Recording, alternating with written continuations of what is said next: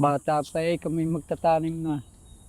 Palibasa kulang sa pinag-aralan di na lang naas sa pagtatanim. Bawat patak ng pawis ay may kwento.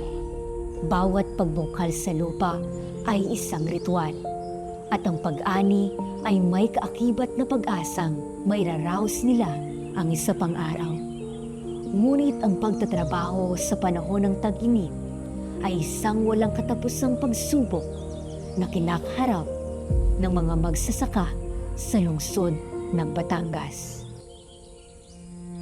Ako po si Dario Ramirez, October 25, nung ako'y pinanganak, 1970. Na ngayon po ako'y 54. Kaya nga, sabi ng matatanda, pag hindi ka nagtiyaga, di wala kang nilaga.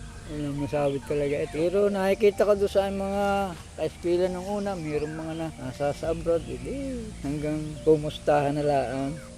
Sabing, galing ka pa, kasi maayos ang buhay. Hindi na lang. Pinaka-kwan dito ay talagang kalabaw. Araro. Kaya aming araro yun. Pagkakatapos, nakalagay na yan sa loob ng dampa. Asarol. Yun na lang. Kung ano na lang magawa sa loob ng 2 oras. Mula magkaisip karto na. Hindi nga nakapag-aral. Grade 6 na hindi nakatapos. Kulang sa pinansyal talaga. Kung nga sa ngayon ko na ulila na sa ama.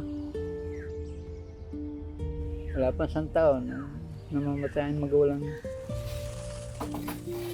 Sadyang yun ang aming kuwan at karagang wala hindi kami pumasok sa construction.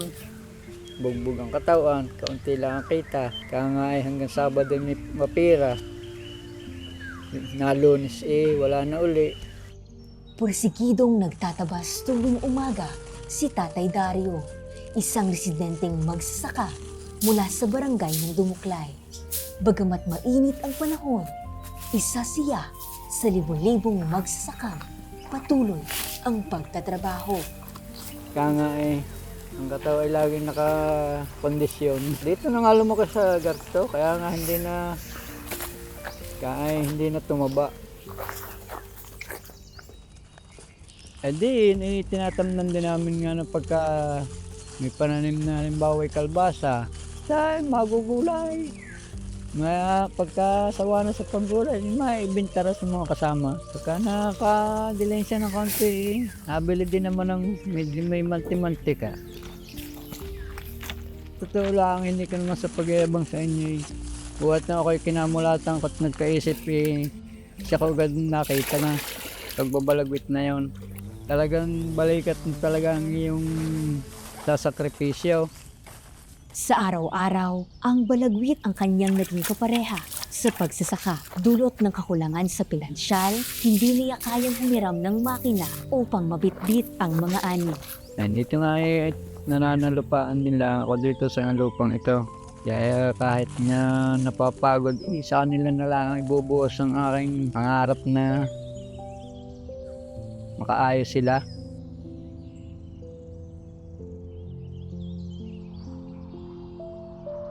Maliban sa pagtatanim, naging buhay na rin ni Tatay Dario ang magsilbi sa kanyang nasasakupan bilang isang barangay tanod. Saksi ang kanyang asawang si Nanay Perlita sa kanyang sipag at puso sa paglilingkod sa komunidad. Ako po si Perlita Mendoza Ramirez. 56 na taong gulang. Pag i-schedule niya, hindi niya kinakalimutan yun. Mas kinakalimutan pa nga niya yung mag-amusal sa umaga kaysa mag-duty. Pag talagang pag-duty ka, ilalaan mo yung sarili doon sa yung pag-duty. Then mo ilalagay yung sarili. Ang masasabi ko po sa kanya ay siya po ay isang taong napakasipag at talagang may pangarap. Kasi siya po ay kaya nangangarap ay dahil ang kanyang mga anak ay gusto niya kapagtapos ng pag-aaral. Tapos ay dinodoble niya sipag niya para kahit napapagod, nakukuha pa rin niyang tumawa, ngumiti.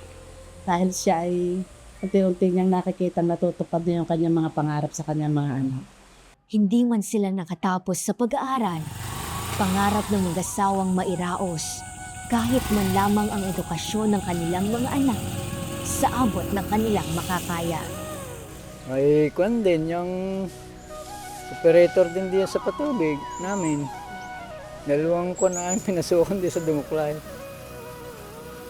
Naging instrumento ni Tatay Dario ang pagsasaka at ang mga papel na ginagampanan niya sa barangay.